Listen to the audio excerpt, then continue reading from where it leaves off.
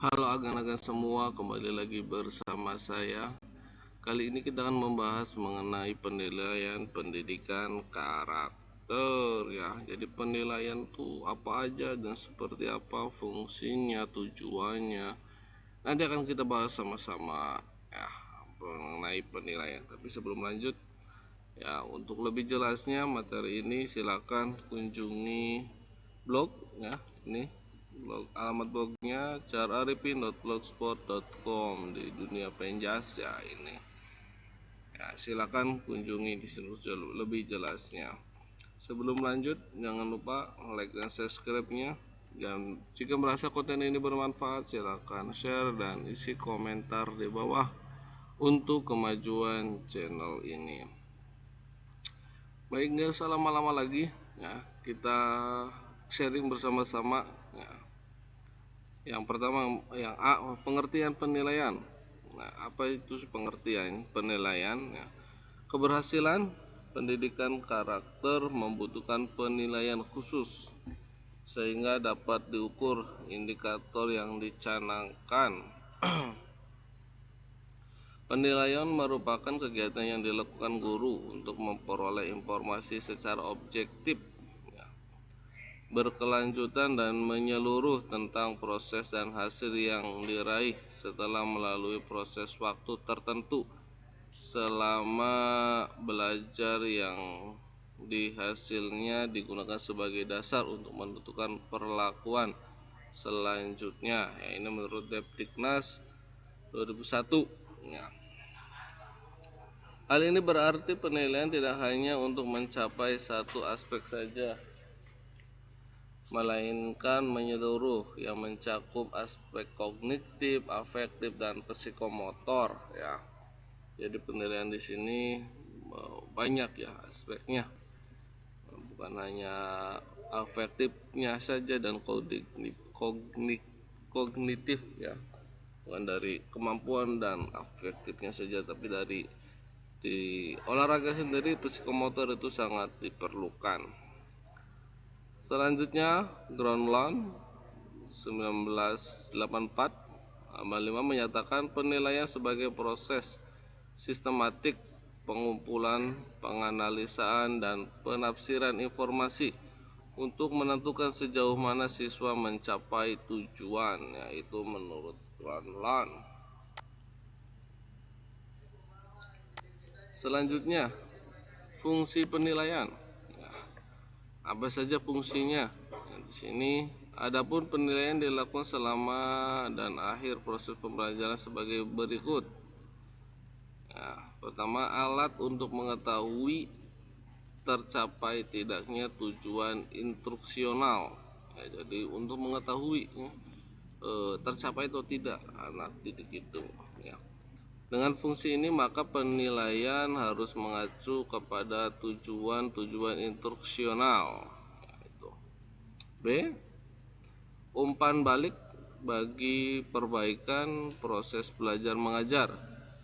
Perbaikan mungkin dapat dilakukan dalam hal tujuan instruksional, kegiatan belajar mengajar siswa, strategi belajar mengajar guru, dan nilai-nilai. Yang C-nya, dasar dalam menyusun laporan kemajuan siswa kepada orang tuanya. Jadi untuk kalau di SD itu ya ada raport ya gitu. Dalam laporan tersebut dikemukakan dan kecakapan belajar siswa dalam bentuk nilai-nilai prestasi yang dicapainya menurut Nana Sujana 1998. Dengan demikian, penilaian berfungsi sebagai pemantau kinerja komponen-komponen kegiatan proses belajar mengajar dalam mencapai tujuan yang diharapkan dalam proses belajar mengajar ya itu. Jadi komponen untuk tujuan ya, proses belajar mengajar. Informasi yang diberikan oleh hasil analisis terhadap hasil penilaian sangat diperlukan bagi pembuatan kebijakan yang harus dilakukan oleh seorang guru untuk meningkatkan mutu proses belajar mengajar.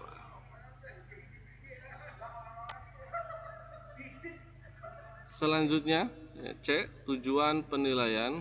Di sini tujuannya adalah dalam pedoman penilaian Depdikbud 1998 dinyatakan bahwa tujuan penilaian adalah untuk mengetahui kemajuan belajar siswa. Ya, pasti dalam penilaian itu untuk mengetahui siswa itu selama setengah semester, satu semester, apa ada kemajuan atau penurunan atau hanya diam atau jalan di tempat. Untuk perbaikan dan peningkatan kegiatan belajar siswa serta sekaligus memberi umpan balik bagi perbaikan pelaksanaan kegiatan belajar. Lebih bersifat koreksi bahwa tujuan penilaian untuk mengidentifikasi kelebihan kelemahan atau kesulitan belajar siswa sekaligus memberi umpan balik yang tepat. Nah, jadi tujuan penilaian di sini adalah untuk mengetahui, mengoreksi, mengidentifikasi ya. Jadi cukup jelas sekali. Terakhir ya, yang D,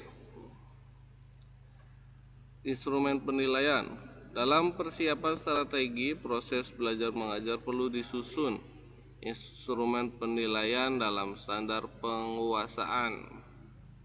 Penyusunan instrumen penilaian ini dimaksudkan untuk mengetahui kemampuan penguasaan siswa terhadap suatu materi atau pokok bahasan. Teknik tes merupakan himpunan pertanyaan yang harus dijawab, harus ditanggapi, atau tugas yang harus dilaksanakan oleh orang yang dites. Tes digunakan untuk mengukur sejauh mana seorang siswa telah menguasai pelajaran yang disampaikan, terutama meliputi aspek pengetahuan dan keterampilan. Ya, mungkin kalau di sekolah ya ada ulangan ya, itu untuk mengukur ya. Terus ada UTS atau UAS atau sekarang jadi PAS ya. Jadi itu alat penilaian teknik tes ya, yang pertama tes tertulis merupakan tes atau soal yang harus diselesaikan oleh siswa secara tertulis ya.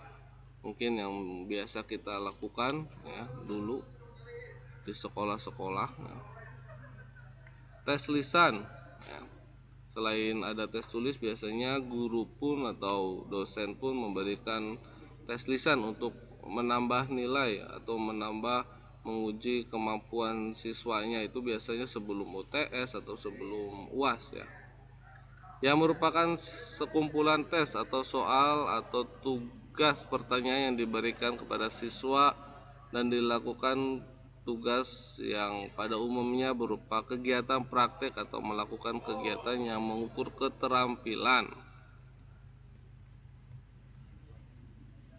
Bentuk penilaian berupa tes tulis terdiri atas bentuk objektif dan bentuk uraian. Bentuk objektif meliputi pilihan ganda, isian atau esai, benar salah, ya, menjodohkan, serta jawaban singkat. Ya. Bentuk uraian meliputi uraian terbatas dan uraian bebas. Teknik non-tes merupakan prosedur yang dilalui untuk memperoleh gambaran mengenai karakteristik minat, sifat, dan kepribadian melalui ini non-tes itu melalui ya. Yang pertama pengamatan, yakni alat penilaian yang pengisiannya dilakukan oleh guru atas dasar pengamatan terhadap perilaku siswa, baik secara perorangan maupun kelompok, di kelas maupun di luar kelas. B. Skala sikap, yaitu alat penilaian untuk mengungkap nilai siswa melalui pengajaran tugas tertulis dengan soal-soal yang lebih mengukur daya nalar atau pendapat siswa. Angket, yaitu alat penilaian yang menyajikan tugas-tugas atau mengerjakan dengan cara tertulis. Yang selanjutnya D, catatan harian, yaitu suatu catatan mengenai perilaku siswa yang dipandang mempunyai kaitan dengan perkembangan pribadinya. Terakhir daftar cek, ya, itu suatu daftar yang dipergunakan untuk mengecek terhadap perilaku siswa telah sesuai dengan yang diharapkan atau belum. Ini menurut Kepdiknas 2001. Mungkin seperti itu aja agam-agam sharing kali ini, ya, mengenai penilaian pendidikan karakter. Silakan isi komentar jika ada yang mau ditanyakan atau hal-hal lain demi kemajuan channel ini. Seperti itu aja, sehat selalu, salam literasi, sehat jasmani.